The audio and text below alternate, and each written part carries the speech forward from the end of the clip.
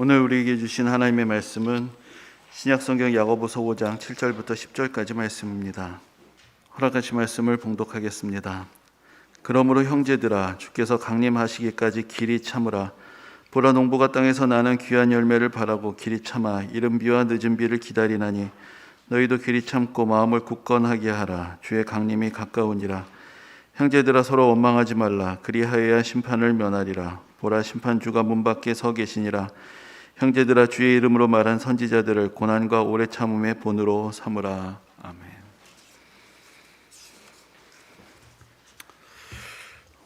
오늘은 대림절 세 번째 주일입니다. 그리고 이제 다음 주가 네 번째 주일, 그리고 그 다음 주가 성탄주일이면서 또 한 해 마지막 주일이 됩니다. 이렇게 한 해도 점점 저물어 갑니다. 12월도 중순에 접어들고 올해 그렇게 많은 시간이 남은 것은 아닙니다. 하지만 해마다 이 시점쯤이 어쩌면 1년 중에서 가장 중요한 시간이 될 수 있겠다라는 생각을 해봅니다. 한 해가 저물어가는 것 같지만 그래도 아직은 시간이 남아있고 기회가 남아있기 때문입니다. 해마다 이맘쯤이 되면 뭔가 머릿속에 여러 가지 정리하고 싶은 생각들도 떠오르고 또 새해 계획들이 스쳐 지나갑니다.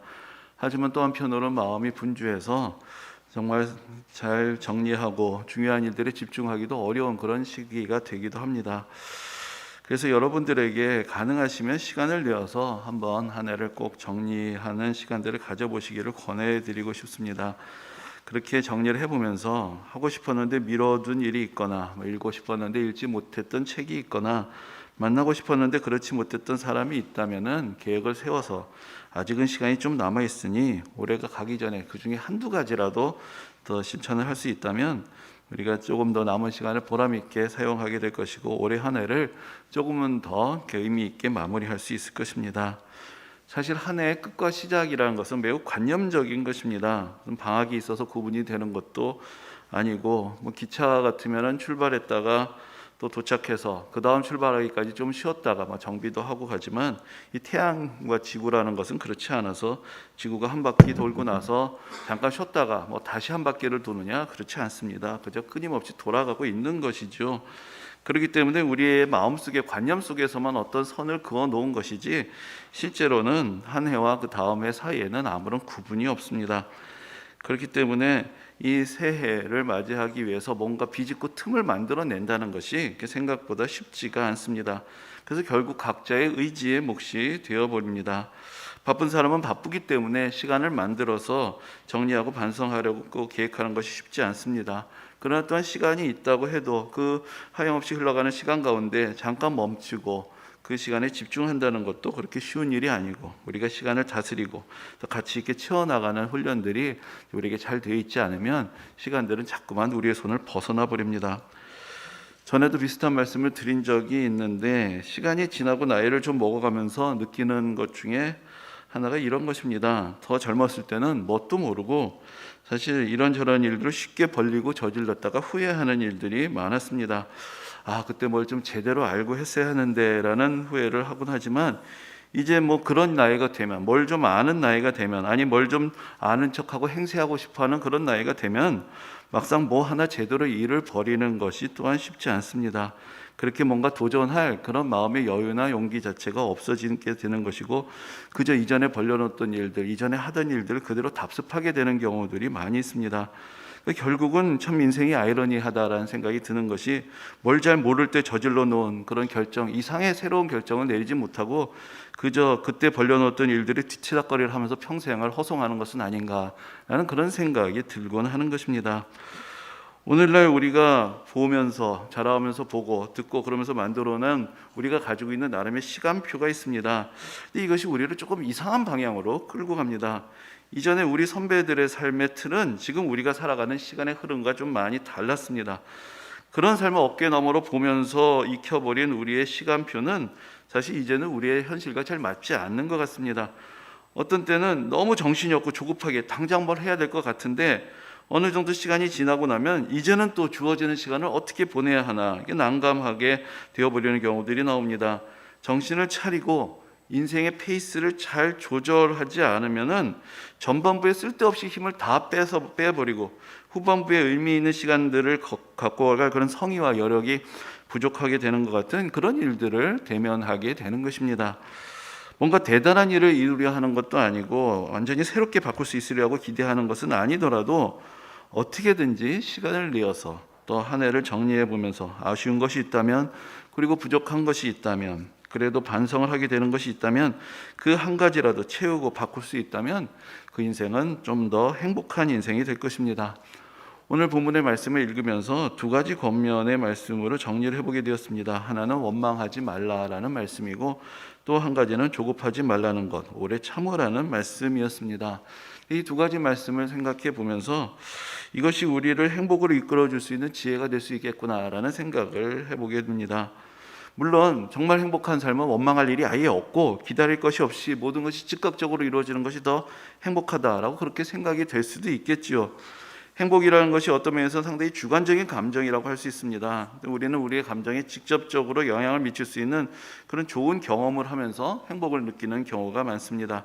뜻밖의 어떤 좋은 소식을 듣거나 횡재까지는 아니더라도 뜻밖의 소득이 있을 때, 또 고생하며 수고했던 일이 좋은 결과를 맺게 될 때, 아니면 좋은 사람과 만나서 아주 만족할 만한 시간을 보내거나, 아니면 좀 더 시간을 내어서 또 여행을 하면서 좋은 곳에서 좋은 거 보고 듣고 할 수 있을 때, 또 때로는 보람 있는 일을 해서 누군가의 삶에 또한 가치 있는 일들을 해주게 되고, 그래서 마음이 뿌듯함을 느낄 때 우리는 뭔가 참 행복하다라는 생각을 갖곤 합니다. 그런데 이러한 우리 마음속에 느껴지는 행복의 감정들과 함께 우리도 모르는 새에 우리는 우리 자신의 행복, 이 행복감을 갉아먹는 그런 습관을 키워가고 있기도 합니다. 이렇게 말하는 것이 어떨지 모르겠지만, 우리가 우리 마음의 체질을 잘 갖고 가지 않으면, 마치 근육을 기르듯이 우리 마음을 잘 연단하지 않으면 우리가 갖게 된 이 일시적인 행복의 감정이 너무나 쉽게 사라져버리고 부정적인 생각들이 우리를 금방 집어삼켜버립니다. 생각해보면 좋은 일이 없었던 것이 아닌데 우리 마음의 질서를 잘 잡아놓지 않으면 우리는 우리의 행복을 스스로 놓치면서 살아가게 되는 것입니다. 그런 차원에서 원망을 극복한다는 것, 또 조급함을 극복한다는 것은 우리에게 행복의 길을 열어줄 수 있는 좋은 마음의 훈련이 될 수 있다라는 생각을 해보는 것입니다. 인생에 있어서 시간의 의미가 어디 있는가, 여러 가지로 우리는 그 의미를 생각해 볼 수가 있겠지만, 이제 한 해의 마지막 달에 우리가 시간의 차원에서 생각해 볼 때 때로 우리가 참 신앙에서 오해를 하고 있구나라는 생각을 할 때가 있습니다. 다름이 아니라 우리의 신앙이란 것이, 우리의 믿음이 우리 인생의 노력과 시간을 단축해 줄 것이라는 그런 기대입니다. 그런데 그런 기대가 사실 우리의 신앙을 매우 왜소하고 보잘것없는 것으로 만들어버리고 결국은 우리의 인생의 시간표에 별로 큰 영향을 미치지 못하는구나라는 것을 경험하곤 합니다. 우리가 기도할 때 때로는 우리의 다급한 인생 계획에 하나님의 능력을 끌어와서 그 시간표를 당겨보려고 애쓸 때가 있습니다. 하지만 결국 깨닫는 것은 무엇입니까? 우리에게서 기도라는 것은 우리의 시간표에 하나님을 맞추는 것이 아니라 우리의 시간을 내려놓고 하나님의 시간을 받아들이는 과정이구나. 우리는 결국 그것을 깨닫게 됩니다. 하나님께서 살아계신다는 것을 믿는다는 것이 우리 삶에 어떠한 영향을 미치는 것입니까? 하나님께서 살아계시다는 믿음은 때로는 내가 정한 때에 모든 것이 이루어지게 되는, 그렇게 이루어 주시는 하나님을 만나는 경험으로 나타날 수도 있습니다. 그것도 매우 은혜로운 경험이 될 것입니다. 하지만 하나님께서 살아계셔서 우리의 주관자가 되셔서 우리 인생에 개입하시고 우리 인생을 인도해 주신다는 것은 하나님이 정하신 시간에 우리 인생을 맡기면서 살아가는 것을 의미하는 것입니다. 그리고 우리가 하나님의 인도하심에 의지하여 살아갈 수 있게 될 때, 그때 우리는 이것이 신앙이구나 라는 신앙의 진정한 가치를 깨달을 수가 있을 것입니다. 해마다 성경을 한 번씩은 꼭 읽으시도록 이렇게 권면을 드립니다. 그리고 마지막 주일에 통독하신 분들 시상을 합니다. 물론 1년 동안 성경을 읽으시면서 많은 은혜를 받으셨을 텐데 또 선물을 또 드리나, 사실 그것은 읽으신 분들을 위한 것이기도 하지만 조금 더 격려를 해서 한 분이라도 더 새해에는 좀 성경을 읽는데 도전을 하시도록 이렇게 격려를 해드리기 위한 것입니다. 성경을 읽으면서 얻는 유익이 많습니다. 또 성경을 읽으면서 각자 여러분들 여러 가지 은혜를 받으실 것입니다. 그 중에서 오늘 인생의 시간에 대해서 생각해 보고자 할 때, 성경이라는 책은 우리가 성경의 첫 장을 넘기게 될 때 사실 우리 앞에 수천 년이라는 시간을 펼쳐놓습니다. 그 장구한 시간을 통해서 하나님의 뜻이 어떻게 이루어지는가라는 것을 보여주는 것입니다. 거기서 한 사람의 인생이란 것은 어느 경우에는 순식간에 지나가 버립니다. 또 한 사람의 인생을 통해서 모든 것들이 완결되고 끝나지 않습니다. 하나님의 뜻은 그 수많은 성도들의 기도와 또 수고와 또 여러 가지 갈망과 또 여러 가지 애씀과 또 고난과 또 기쁨의 모든 과정을 거치면서 그 장구한 시간을 통해서 하나님께서 뜻하신 일들을 하나하나 이루어 가십니다. 그것을 우리가 보면서 이 시간이란 것이 무엇인가 를 우리가 다시 한번 배우게 되는 것입니다. 그리고 또한 앞으로 하나님께서 이 세상 속에서 어떻게 역사하실 것인가, 이 세상을 어떻게 주관하실 것인가, 그 미래의 소망을 우리는 또한 말씀 가운데서 깨닫게 됩니다. 조급한 마음에 당장 문제를 해결하기 위해서 성경을 펼쳤다면 아마도 금방 우리 손에서 성경이 떠나게 될 수도 있습니다. 그러나 그보다 성경은 우리를 영원에 잇닿는 무한한 세계 속으로 우리를 초대하는 것입니다. 어쩌면 성경을 읽는다는 것은 무슨 동화책에서 보듯이 옥장의 문을 열고 들어가면 거기서 또 다른 세계를 향한 문이 열리는 것과 같은 그런 경험이 될 수 있습니다. 그 안에서 우리가 이 세상을 살면서 보지 못하고 깨닫지 못했던 진리들을 깨닫게 되면 다시 이 세상으로 돌아와서 우리가 이 세상에 그 익숙했던 모든 현실들을 볼 때 조금은 더 여유를 가지고 이제 하나님 나라를 아는 사람으로서 그 하나님 나라의 그 광대한 시간을 소유한 사람으로서 이제 조금은 더 여유를 가지고 본질을 생각할 수 있는 그런 지혜를 얻게 될 것입니다. 오늘 본문 9절에서 형제들아 서로 원망하지 말라라는 그런 말씀을 듣습니다. 이 말씀은 교회나 세상에서 우리의 입을 틀어막고 그냥 닥치는 대로 하자는 대로 따르라고 윽박을 지르는 그런 말씀이 아닙니다.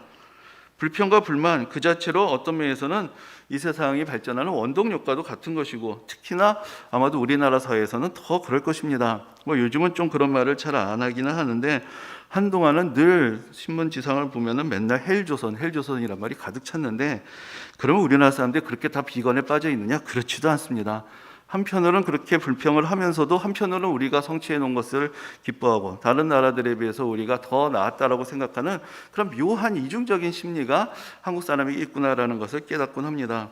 우리나라가 이만큼 빠른 시간 내에 발전할 수 있었던 것도 때로는 그만큼 만족을 모르고 그냥 넘어가지 않고 따질 것은 따지고 권리 주장에 있어서 목소리를 높였던 그런 사람들이 있었기 때문에 또 여러 가지 것들을 이룰 수가 있었을 것이고 또 그렇지 못했던 사람들도 그 결실을 같이 누리게 되었을 것입니다.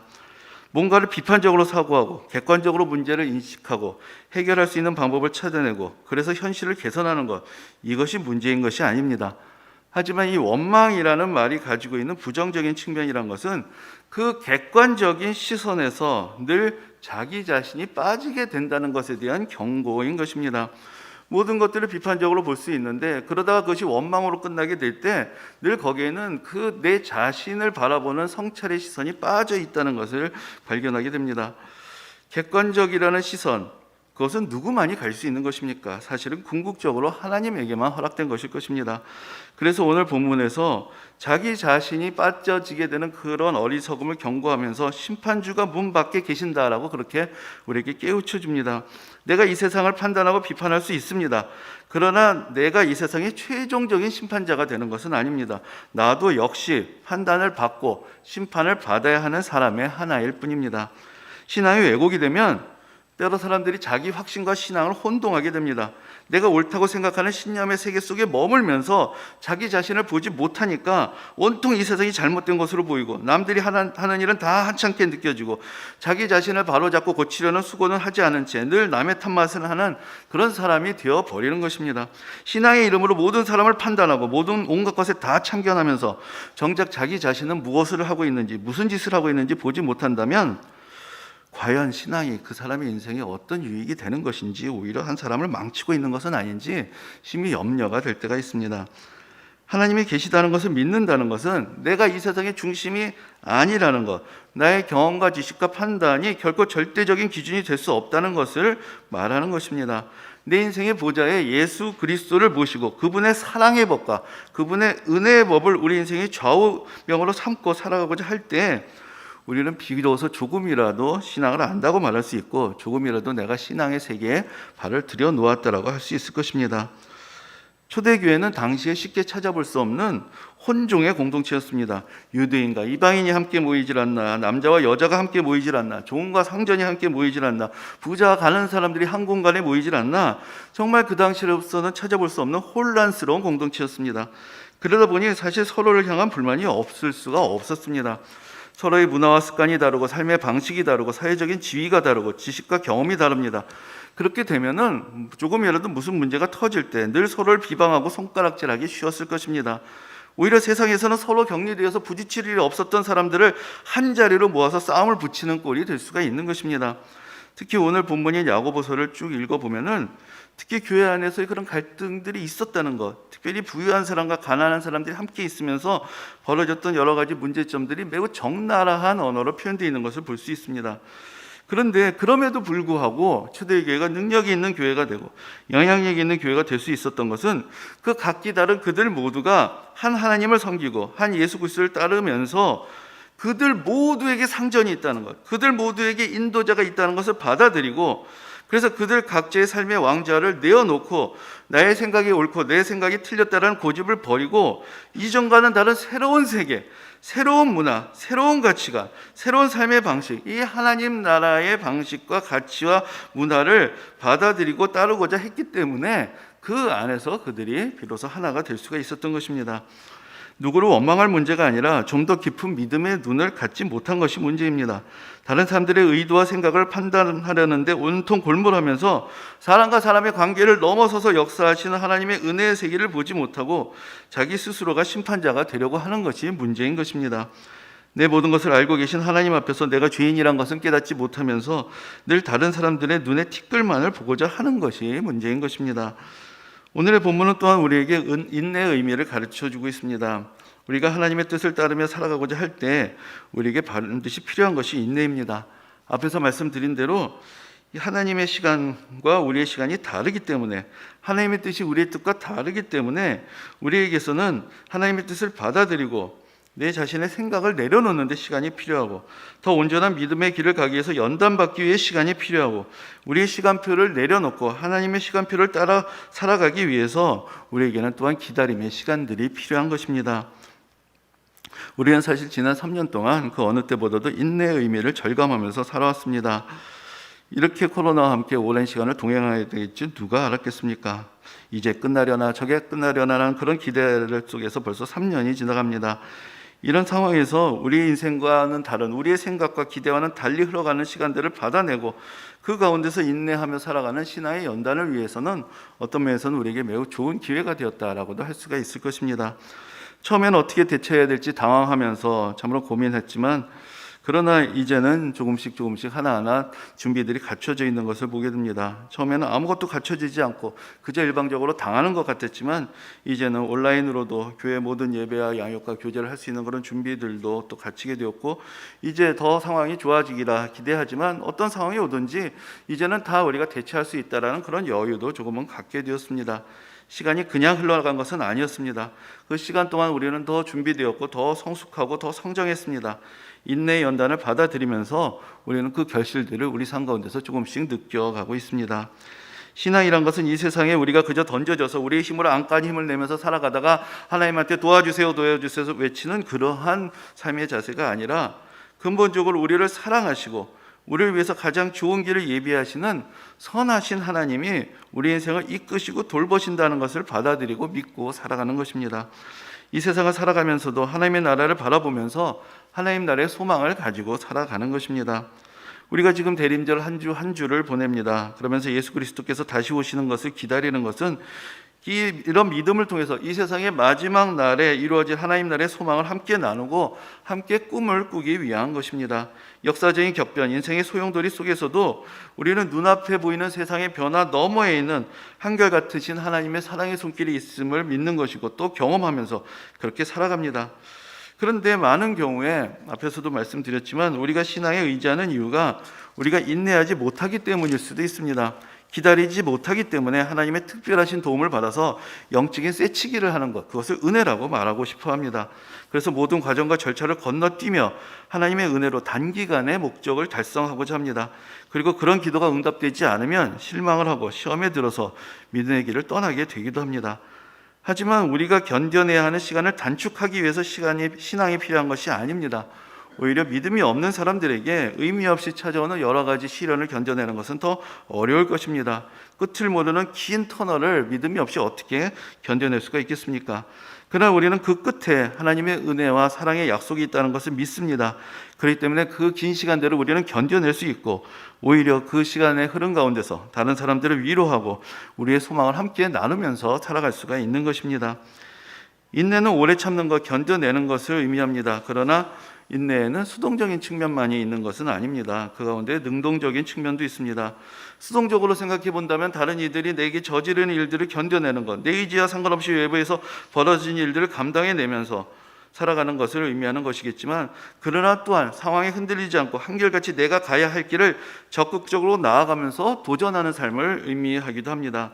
그래서 오늘 본문에 두 가지 삶의 모습이 나오는데, 하나는 농부의 인내이고 또 하나는 선지자의 고난입니다.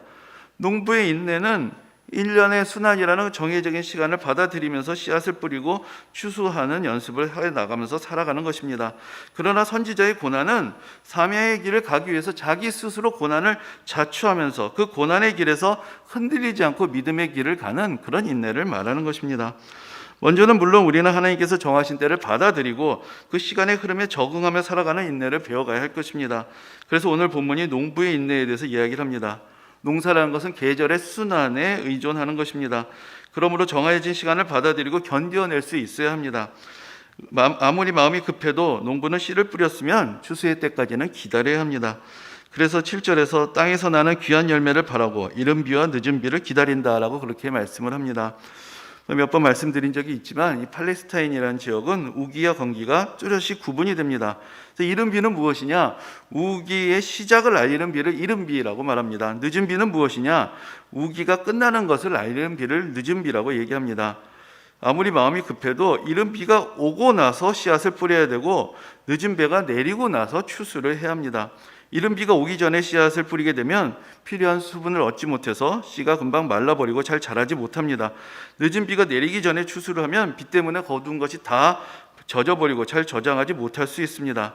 그래서 농부는 우기를 견뎌낼 수 있는 그런 인내가 있어야 기대하는 결실들을 얻을 수가 있습니다. 그런데 이러한 과정에서 필요한 인내는 인내의 한쪽 측면입니다. 벌어진 일들을 받아들이고 정해진 시간에 자기를 맞추며 적응하는 인내 외에 또 다른 인내가 있습니다. 오늘 본문에 따르면 앞에서 말씀드린 대로 그것은 선지자들의 고난이라고 부를 수 있습니다. 그들은 자기들의 사명의 길을 회피하지 않고 그 길을 가기 위해서 고난을 자초하는 삶을 살았고 그 고난을 견디면서 죽기까지 충성을 다하는 삶을 살았습니다. 우리 인생에 하나님께서 주신 사명을 깨달았을 때 우리는 우리의 삶에 벌어지는 일들을 기꺼이 감당하며 인내하며 살아갈 수 있습니다. 까닭 없이 예측 없이 벌어지는 일들을 당하면서도 나는 아무것도 안 했는데 왜 이런 일이 벌어지지는 모르겠다라고 원망하고 희생자라고 생각하면서 살아갈 수 있는 그런 인생이 아니라 적극적으로 결단하고 무엇이 옳은지를 선택하고 부딪히고 도전하면서 우리에게 주신 사명을 감당하기 위해서 우리가 겪어내야 되고 우리가 견뎌내야 하는 그런 삶으로서의 인내, 이런 또 다른 차원의 인내가 있는 것입니다. 엊그제 탄생이라는 영화를 보았습니다. 근데 우리나라 최초의 신부인 김대건 신부의 일대기를 다룬 영화입니다. 근데 사실 우리가 카톨릭 교회를 생각하면 때로는 마음이 좀 복잡하기도 합니다. 같은 것 같기도 하고 다른 것 같기도 하고 어떻게 받아들여야 할지 쉽지 않은 부분들이 있습니다. 그러나 적어도 우리가 신앙의 역사를 생각할 때 우리나라에 10,000명이 넘는 사람들이 신앙의 고백을 하면서 믿음을 지키고자 자기의 목숨을 버렸다라는 것을 어떻게 우리가 가볍게 생각을 할 수가 있겠습니까? 근데 그 영화를 보는데 사실 지금 조선에 들어가면 잡혀 죽는데 이미 잡혀 죽은 신자들과 신부들이 있는데 그래도 어떻게든지 조선에 들어갈 길을 찾고 있는 그런 선교사들, 그런 신부들의 모습을 보면서 많은 생각을 해보게 됐습니다. 여러분 사실 다 살아보셔서 아시겠지만 아무것도 안 하려고 해도, 가만히 있으려고 해도 인생을 살아가는 것이 결코 쉽지 않습니다. 가만히 나를 내버려 두질 않습니다. 우리 뜻대로 이 세상에 가만히 있질 않고 자꾸만 우리에게 부딪히고 우리를 붙잡아서 엉뚱한 곳으로 내가 원하지 않는 것을 끌고 가서 우리에게 고통을 안겨주는 일들이 얼마나 많은지 모릅니다. 그렇게 살아가는 것보다 차라리 적극적으로 하나님의 나라를 위해서 헌신하고 부딪히면서 살아가는 것이 오히려 원망할 일들이 더 줄어들고 심적으로 이 세상을 더 수월하게 살아가는 길은 아닌가, 그렇게 질문을 해보게 됩니다. 오늘 본문에서도 권면하듯이 이 땅에서 그리스도인들은 예수 그리스도께서 다시 오시기까지 믿음으로 기다리며 인내하는 삶을 살아갑니다. 그 시간을 단지 예측할 수 없는 미래를 견뎌내면서 보내는 것이 아니라 적극적으로 우리 믿음의 연단의 시간으로 받아들이고 우리 이웃들을 위해서, 이 사회를 위해서, 하나님 나라를 위해서 우리가 할 수 있는 일이 무엇인가 그것을 찾아보고 견뎌내고 버텨나가고 도전하고 우리의 삶의 목표로 삼고 그것을 이루기 위한 기회로 삼아간다면은 그 시간들이 우리에게 더 의미 있고 가치 있는 시간들이 되지 않겠습니까? 우리가 다 가기 전에 앞에서 말씀드린 대로 한 번쯤은 여러분들의 시간을 내어서 조용한 장소를 찾아 한 해를 정리해보는 시간을 가져보시기를 권해드립니다. 하나님 앞에서 지금 내 모습은 어떠한가? 내 안에는 어떠한 한계와 문제가 있는가? 나는 어떠한 변화가 필요한가? 그러나 또 하나님께서는 내게 어떠한 소망을 주셨는가? 올해 한 해 나는 무엇을 바라고 살았는가? 그리고 그것을 위해서 어떤 씨앗을 뿌려왔는가? 올해 그래도 남은 시간 동안에 내가 할 수 있는 일은 무엇인가? 한번 정리해보고 살펴볼 수 있는 시간을 가져보시기를 권해드립니다. 우리의 소원이, 우리의 소망이 하나님 앞에서 진실된 것이라면 우리가 지금 살아있는 씨앗을, 약속이 있는 씨앗을 뿌리고 있다면 하나님께서는 불의하지 않으셔서 반드시 자라나고 거두게 하실 것입니다. 우리가 그 거둠을 볼 수 있든지 볼 수 없든지 그 모든 것 가운데서 하나님의 신실하심은 분명히 나타날 것입니다. 그 믿음을 가지고 우리 자신을 돌아보며 인내하며 신실하게 믿음의 씨앗을 뿌리며 살아가는 그런 성도님들이 되시기를 주님의 이름으로 축원합니다. 아멘.